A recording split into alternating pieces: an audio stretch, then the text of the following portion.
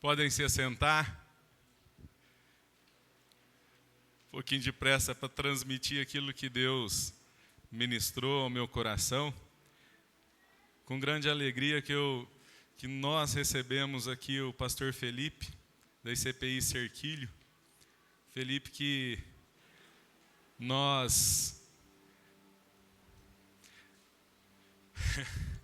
Difícil falar, às vezes. Choramos, mas nos alegramos muito também. E que é um milagre de Deus aqui nos visitando hoje. É muita alegria para o meu coração ter ele aqui, juntamente com o diácono Enivaldo, pastor Aguinaldo. Grande honra recebê-los. Irmãos, que Deus possa ministrar poderosamente ao seu coração. Que o Espírito Santo, que sonda e conhece cada coração, possa ministrar ao seu e testificar tudo aquilo a quanto Deus quer falar através da minha vida nessa noite. Amém? 1 Samuel, capítulo 17, diz assim, 1 Samuel, capítulo 17.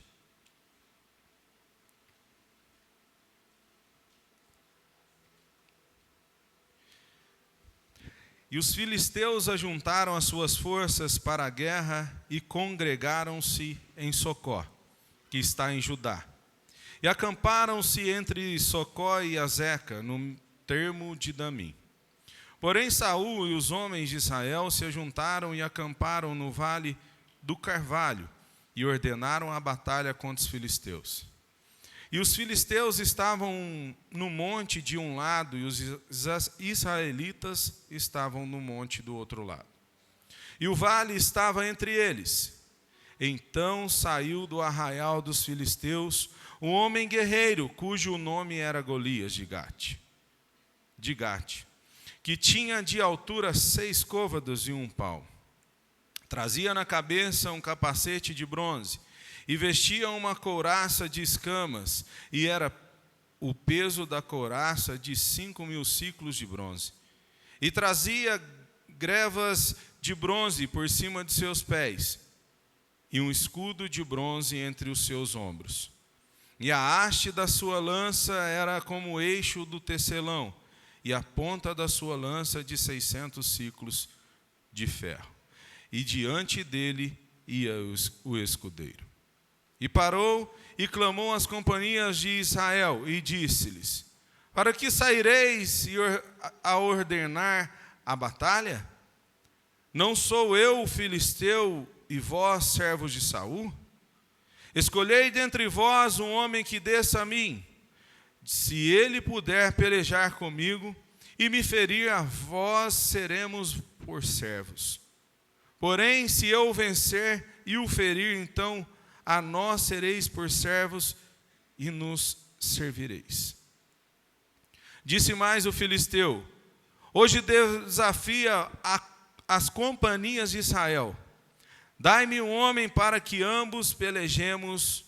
Ouvindo então Saul e todo Israel estas palavras do filisteu, espantaram-se e temeram muito, ou tiveram medo. Irmãos, como tema dessa mensagem, a mensagem de hoje, existe um gigante para ser derrotado. A conferência Rompimentos, quando Deus decide mudar a sua história. Não foi diferente na vida de Davi.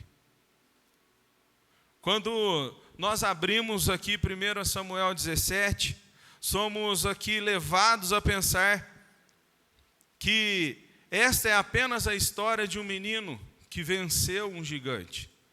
Mas antes de Golias entrar em cena, Deus já estava escrevendo uma história. 1 Samuel, capítulo 8, o povo de Israel era conduzido pela orientação do profeta Samuel. Samuel era profeta e juiz daquela nação. Então, levado ali pelas nações das regiões que tinham reis, Israel também pediu um rei. E neste momento, Samuel questiona, se entristece e vai falar com Deus. E Deus responde a Samuel: Samuel, faz tudo que eles pedirem, porque não foi a vocês que eles rejeitaram, foi a mim que eles rejeitaram. Desde o início, o problema nunca foi ali a monarquia ou o reinado. O problema era um coração que deixa de confiar no governo de Deus para confiar naquilo que podia ver, naquilo que podia enxergar ali com seus olhos. Aleluia. Mesmo advertido o povo sobre as consequências dessa escolha, Deus permite que Saul seja ungido rei. O povo escolhe Saul a ser ungido rei. Saul tinha aparência de rei, era alto, forte, era admirado pelo povo, era um homem de guerra. Mas Deus estava prestes a mostrar que a aparência nunca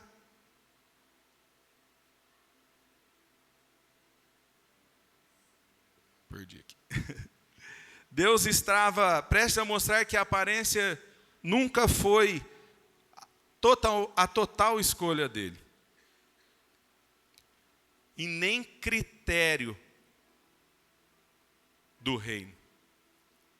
O tempo passa, e 1 Samuel capítulo 15, Deus ordena a Saul que ataque os amalequitas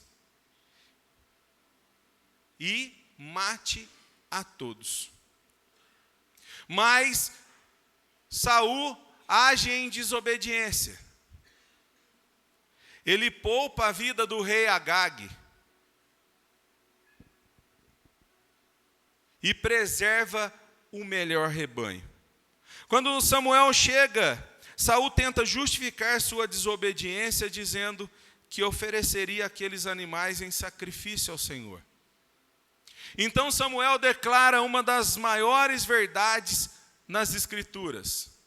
Acaso Deus, acaso o Senhor, tem tanto prazer em holocaustos e sacrifícios, quanto em que se obedeça a sua palavra? A obediência é melhor do que o sacrifício, e a submissão é melhor do que a gordura de carneiros. Deus nunca procurou apenas pessoas que sacrifiquem. Irmãos, nessa introdução, Deus não está preocupado com aquilo que nós podemos sacrificar a Ele, porque Ele já sacrificou o que Ele tinha de melhor por nós. Ele está mais preocupado em obediência do que em sacrifícios. Obedecer é melhor do que sacrificar. Obedecer à sua palavra é melhor do que sacrificar. Deus sempre procurou pessoas que obedecem. Logo em seguida, Saul também afirma: aquele que é a glória de Israel não mente e nem se arrepende, pois não é homem para se arrepender. O homem pode até se arrepender, mas se Deus falar, Deus cumpre. Se Deus prometeu, Ele vai cumprir. Nós não precisamos arrumar artifícios, nós não precisamos dar jeitinho, porque Ele vai cumprir aquilo a quanto Ele prometeu a nós. Então, o profeta Samuel, ele fala isso a Saul. Essa declaração aqui é muito forte, é uma das declarações mais fortes. E Samuel ele está nos ensinando que Deus não muda o seu caráter, não mente, não erra e não volta atrás com os homens. Quem mudou foi Saul. Quem muda somos nós muitas vezes. Deus não muda. Então, se Ele falou, Ele vai cumprir. Crônicas também vai dizer que Ele não é filho do homem para mentir e nem filho do homem para se arrepender. Ele fala, Ele cumpre. E eu já quero te dizer nessa noite, se Deus falou para você, Ele é fiel para cumprir. Aleluia. Então também aqui nós chegamos a um dos trechos mais impactantes aqui, os versículos mais impactantes da Bíblia. Deus, Ele fala ao profeta Samuel, Samuel, até quando terás dó de Saul, havendo eu o rejeitado? Até quando, Samuel, em algumas versões, você vai se entristecer por causa de Saul? Porque eu já o rejeitei para reinar sobre Israel. Então aqui já tem uma consequência da desobediência daquilo que Deus pediu para fazer. Às vezes Deus pede situações para nós por obediência. Às vezes nós falamos, Senhor, mas é impossível eu fazer isso. Mas se Deus falou para você fazer, você faça. Porém, se Deus falou para você não fazer, você também não faça. Porque Deus, Ele está mais preocupado em obediência do que em sacrifício. Assim como eu já disse nessa noite, não há nada que eu faça que vá mudar o caráter de Deus. Não há nada que eu coloque as minhas mãos que vai mudar o caráter de Deus. Não há nada que eu fale que vai mudar o caráter de Deus. Então, se Deus já está falando para você nessa noite, apenas creia que se Ele prometeu, Ele vai cumprir. Mas Deus aqui havia rejeitado o rei Saul, para governar sobre Israel diante de uma obediência daquilo que ele havia ordenado. Essa é uma palavra poderosa. Enquanto Samuel olhava ainda para trás, nós já tivemos nessa semana para que nós venhamos deixar as coisas para trás. Assim como o apóstolo Paulo diz, esquecendo das coisas que para trás ficam, eu permaneço, eu caminho, eu olho para o alvo onde me está proposto uma coroa. Pare, nós não precisamos olhar para trás daquilo que Deus já rejeitou e ficou para trás. Nós não precisamos trazer à memória tantos pecados, se Deus já nos tirou do charque de lodo e nos ungiu a nossa cabeça.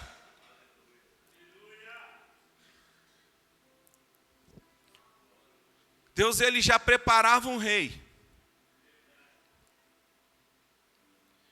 um escolhido, enquanto Saul lamentava o fim do ciclo.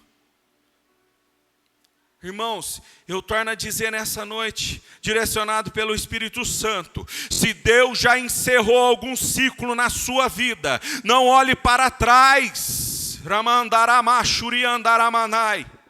Talvez Deus está dizendo para você nessa noite, na sua casa, pare de olhar para trás daquilo que já foi, daquilo que Deus já jogou no mar do esquecimento, e olhe para frente.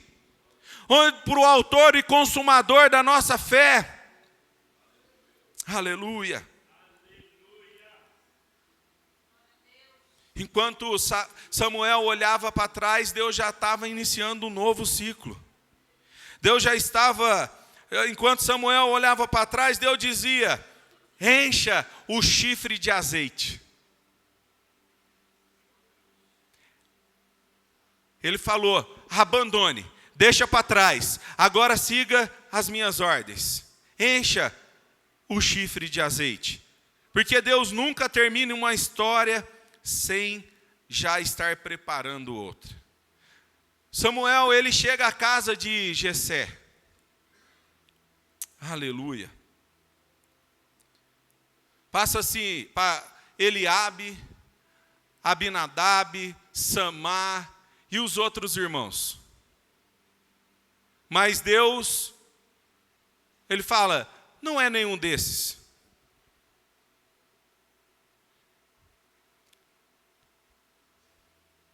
E fala para Samuel: não considere pela aparência. Samuel via ali homens de guerra. Talvez via ali homens que pareciam que pudesse ser rei aos olhos dele. O Senhor não vê como o homem vê. O homem vê a aparência, mas o Senhor, Ele vê o coração. Talvez você tenha chegado aqui nessa noite se sentindo incapaz de fazer algo. Mas o Senhor te diz nessa noite: eu não vejo como o homem vê. Eu pego lá na calçada, eu pego lá aonde a humanidade não dá nada. Eu pego as coisas loucas deste mundo, como diz o apóstolo Paulo, para que confunda as sábias. Eu pego os que não são e façam com que seja. Porque Deus é quem escolhe.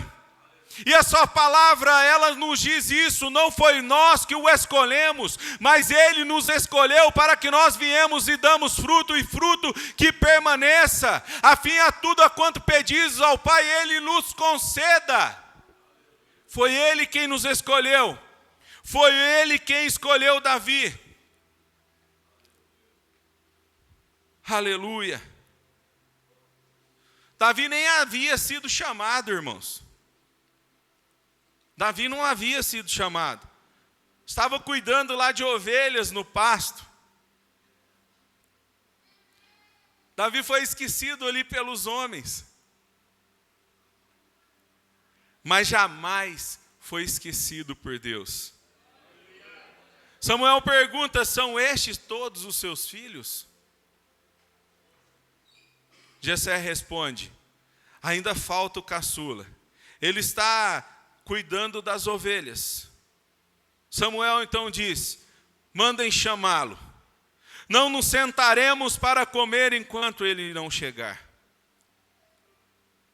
Quando Davi chega, Deus declara: levante-se, levante-se e unja-o, este é ele.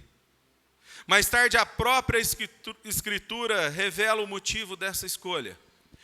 Paulo, pregando em Antioquia da Psídia, cita o testemunho de Deus sobre Davi. Achei a Davi, filho de Jessé, homem segundo o meu coração. Ele fará tudo o que for da minha vontade. Naquele dia, Davi recebeu a unção, mas não recebeu o trono. Voltou para o campo, porque Deus unge primeiro. E o mesmo Deus prepara. Aleluia. E somente no tempo certo estabelece. Davi aprende no anonimato aquilo que sustentará seu ministério no público. Ali enfrenta o leão, ali enfrenta um urso, ali enfrenta a confiar em Deus quando ninguém está olhando. E então chegamos ao vale de Elá. Há 40 dias um gigante chamado Golias afronta o povo de Deus. Saul, o homem escolhido pela aparência, está paralisado pelo medo. Davi, o homem escolhido pelo coração, chega apenas para levar alimento aos seus irmãos. Aparentemente era apenas mais um jovem, mas Deus nunca envia alguém despreparado para uma batalha. Antes de enfrentar Golias, Davi já havia vencido gigantes invisíveis. O povo de Israel já tinha ali um gigante visível, Golias, que afrontava o exército de Israel. Ali tinha um gigante visível. Mas Eu quero falar aqui sobre alguns gigantes, algumas lições de gigante invisíveis, que eu acredito que Davi teve que enfrentar. E o primeiro gigante invisível nessa noite que eu quero falar com você é sobre o gigante da ansiedade.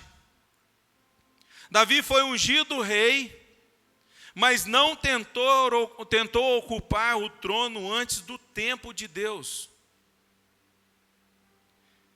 O que nós podemos aprender aí?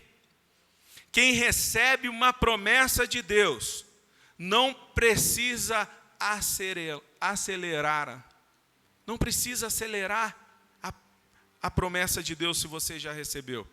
A língua enrola, né? A promessa de Deus nunca depende da ansiedade do homem. A psicologia fala sobre que a ansiedade é o excesso do futuro. Irmãos, e muitas vezes nós somos levados sobre esse excesso de futuro que nos causa ansiedade. E nós esquecemos daquele a quem nos prometeu. E nós esquecemos daquele a quem nos escolheu. A ansiedade, ela vem e toma conta da nossa vida. Mesmo tendo a promessa de Deus sobre as nossas vidas. Mesmo sabendo que somos escolhidos de Deus. Nós precisamos confiar e tirar toda a ansiedade. Mateus que vai nos dizer, lançando sobre ele toda a vossa ansiedade, porque ele tem cuidado de vós. Não andeis ansiosos por coisa alguma. Talvez Davi ali sendo escolhido, ele poderia falar, como assim? Eu fui ungido rei? Não é assim que nós questionamos? Como assim? Deus me prometeu? Como assim Deus me escolheu? Como assim Deus me trouxe? Agora eu estou passando por isso. Mas Senhor, cadê a sua promessa? Mas nós precisamos confiar naquele a quem nos prometeu. Em Hebreus 10, 23, diz que apeguemo-nos com firmeza à esperança que professamos, pois aquele que prometeu é fiel para cumprir. Como já foi dito nessa noite aqui, pelo lado da desobediência, porém tem o lado também da obediência. Deus não é filho para mentir, não é homem para mentir, e nem filho do homem para se arrepender. Ele fala, ele cumpre. Se Deus te prometeu, Ele vai cumprir na sua vida, na sua casa, na sua família.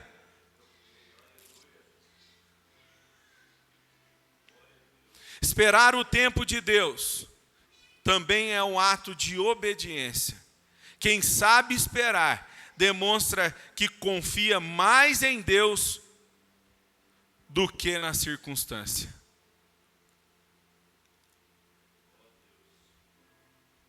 Não é fácil esperar.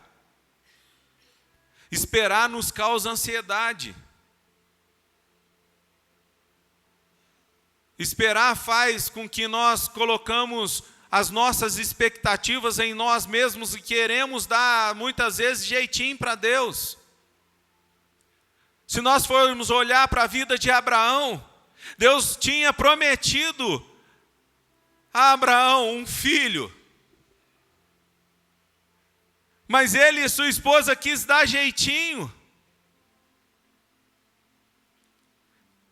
Nós não precisamos querer antecipar aquilo que Deus já nos prometeu. Nós não precisamos andar ansiosos por aquilo que Deus já nos prometeu. Precisamos descansar naquele que é fiel para cumprir. E uma segunda lição aqui, um segundo gigante que nós podemos aprender ali é a obediência. Davi, mesmo sendo ungido, ele voltou para cuidar das ovelhas, esperando o tempo de Deus. Davi, 1 Samuel 17:15, diz que Davi, porém, ia e voltava de serviço de Saul para cuidar das ovelhas de seu pai em Belém. Nós podemos aprender com isso. Grandes homens de Deus são formados na fidelidade às pequenas responsabilidades. Irmãos, é obediência nos pequenos detalhes. Talvez quando nós desobedecemos algo que Deus falou para a gente não fazer, nós vamos sofrer a consequência e retardar a promessa daquilo que Deus falou que vai fazer, querendo dar jeitinho. Nós precisamos ser obedientes à sua palavra. Se Deus falou para você ir, você vai. Se Deus falou para você ficar, você fica. Se Deus falou para você ir para a esquerda, você vai. Se Deus falou para você ir para a direita, você vai. Desde que esteja em sua direção. Desde que esteja confiando na promessa. Aleluia. Nós precisamos ser fiel. Nós precisamos ser obediente à palavra de Deus. Quem não aprende a obedecer no anonimato, dificilmente permanecerá de pé quando Deus o colocar em evidência. Ninguém via ali Davi, mas Deus via. E ainda assim ele obedecia aquilo que Deus o estava direcionando.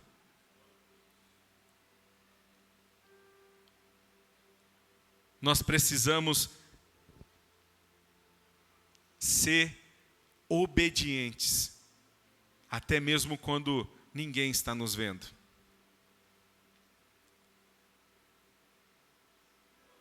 Às vezes nós achamos que ninguém está nos vendo,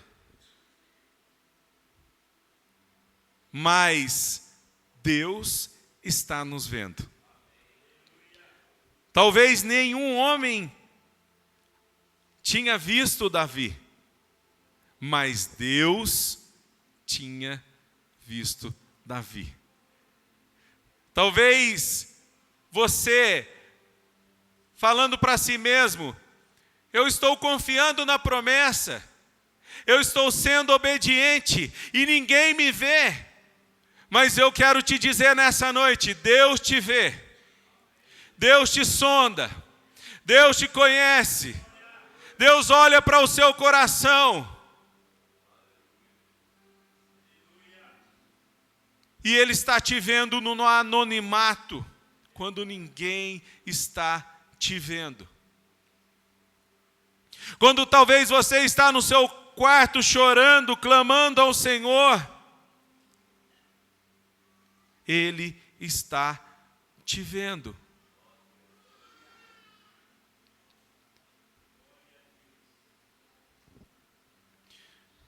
Terceira lição aí, talvez terceiro gigante que Davi passou, acredito que passou, é da rejeição.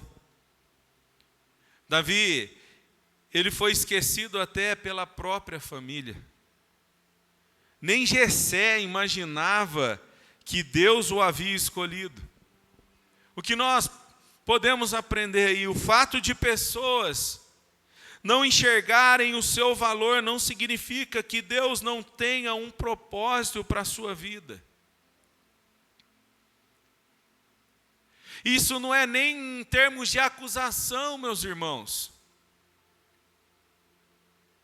É porque talvez não vai estar na mesma sintonia. É porque talvez não vai estar na mesma direção. Não que as pessoas que não conseguem te ver não que as pessoas não conseguem te reconhecer, não vai estar na mesma direção. Mas de uma coisa eu tenho certeza: Deus não te esqueceu.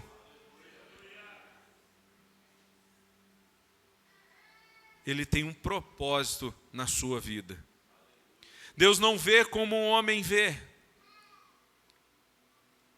Talvez o homem vê de uma forma, assim como ele viu eu, talvez como ele viu você, talvez como ele viu o Felipe, talvez como ele viu o pastor Magdiel, talvez como ele viu a Karina,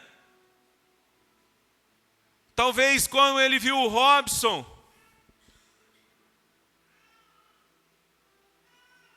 Mas Deus, Ele nos vê.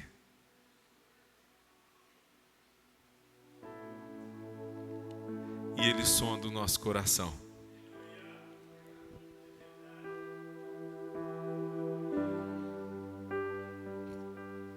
E Ele nos conhece. Talvez nós seremos esquecidos de alguma forma. Mas Deus, Ele não nos esquece.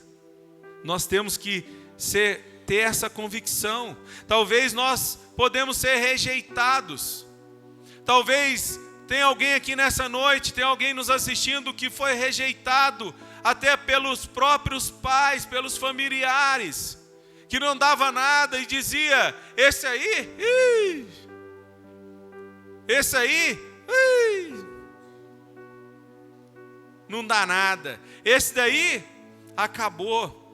Esse daí, uma vez a pessoa fala: só Deus. Eu falei: meu irmão, se é só Deus, aí é que está a cura. Se é só Deus, é aí que está a libertação. Se é só Deus, é aí que está a salvação. Porque um dia ninguém dava nada para mim, mas Deus, numa chácara, numa tarde, foi lá e sondou o meu coração e me trouxe e me resgatou. Se é só Deus, o Deus te diz nessa noite: se é só Ele, há conserto. Se é só Ele, Ele sonda o coração e te conhece, e Ele te escolheu. Talvez o gigante da rejeição tenha te assolado, mas Deus te diz nessa noite: eu sondo o seu coração.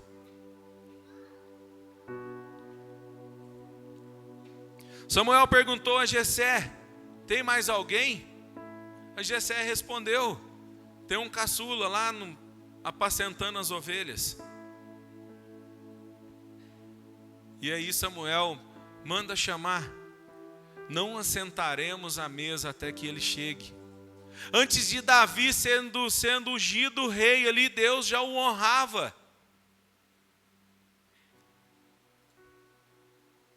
Aleluia. E o quarto gigante, que aquele exército ali estava passando também. Nós falamos 3 gigantes aqui. Davi, acredito eu, passou pelas circunstâncias. 3 gigantes invisíveis. E o quarto gigante é o medo. Quem aqui nunca sentiu medo? Quem aqui não teve medo de algo? Quem aqui não ficou ansioso e sentiu medo? Ou quem aqui não ficou com medo e se sentiu ansioso, preocupado? Golias era um gigante visível. O medo era um gigante invisível que dominava Saul e todo o exército de Israel.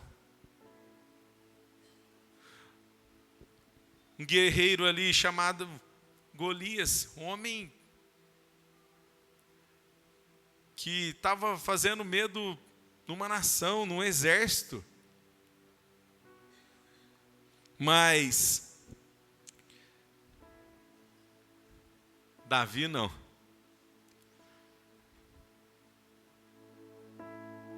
Davi não era levado por aquilo que ele via. Davi não se deixou levado por aquilo que ele via. Mas Davi se deixou ser levado por aquele a quem o escolheu, que é o Deus dos exércitos. O Deus de Israel. Aleluia. Ao ouvir essas palavras do filisteu Saul, e todos os israelitas ficaram atônitos e apavorados. Eles sentiram medo. O medo, ele faz enxergar gigantes maiores do que Deus. A fé faz enxergar Deus maior do que qualquer gigante, ao ponto de Davi dizer assim: quem é esse filisteu incircunciso para desafiar o exército do Deus vivo? Quem é essa ansiedade diante de um Deus que me prometeu? Aleluia, aleluia. O que é essa rejeição diante daquilo que Deus me prometeu? O que é esse gigante visível diante do exército do Deus vivo? Enquanto Saul e o exército enxergavam apenas o tamanho de Golias, Davi enxergava a grandeza de Deus.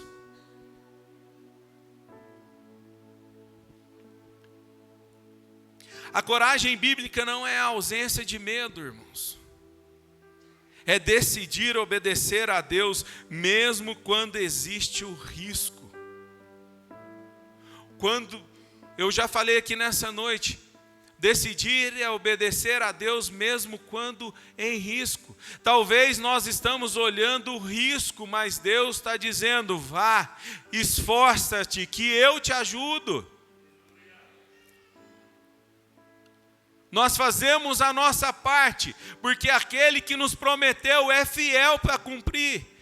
Então nós não precisamos de ter medo desses gigantes invisíveis sobre a nossa vida. Talvez o seu gigante não seja a ansiedade, a obediência, ou ter deixado para trás a rejeição. Talvez não seja isso.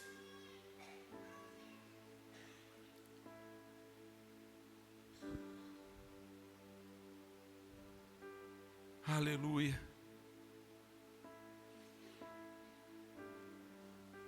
É decidir obedecer a Deus mesmo quando existe o risco, porque o maior gigante nunca foi Golias. O maior gigante era o medo que dominava uma nação inteira. Golias era apenas a manifestação externa de um povo que havia perdido a confiança no Senhor. É por isso que o tema dessa noite não é apenas sobre um gigante chamado Golias. É sobre os gigantes que tentam impedir os rompimentos que Deus deseja realizar em nossa história. E a pergunta que o Espírito Santo te faz nessa noite não é qual é o tamanho do seu gigante. A pergunta é: quem governa o seu coração? O medo ou o Deus Todo-Poderoso?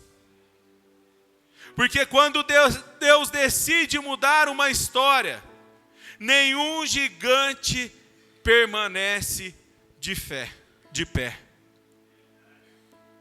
Quando Deus decide mudar a história de alguém, meus irmãos, nenhum gigante permanece de pé.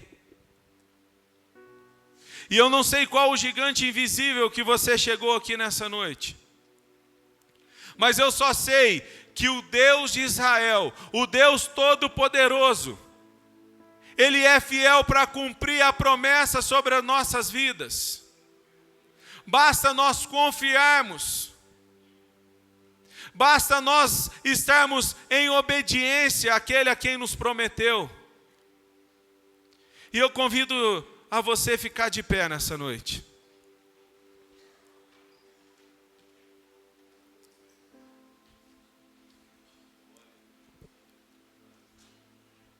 Talvez você tenha chegado aqui nessa noite, não sei como, nem sei qual o gigante invisível que você está tendo que lutar. Se é o gigante da ansiedade, se é o gigante da depressão,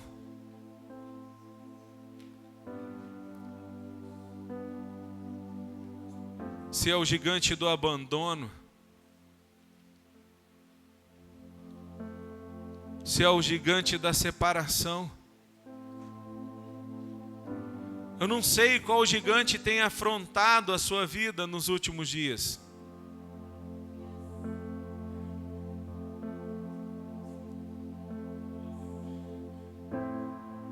Talvez seja o gigante da falta de recurso.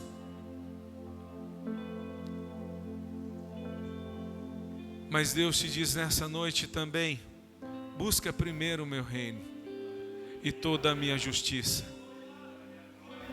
e as demais coisas serão acrescentadas na sua vida. Pois qual filho que se te pedir um pão será dado uma pedra? Se nós, sendo maus, sabemos dar boas dádivas aos nossos filhos, ainda mais Ele que é Deus, o nosso Pai.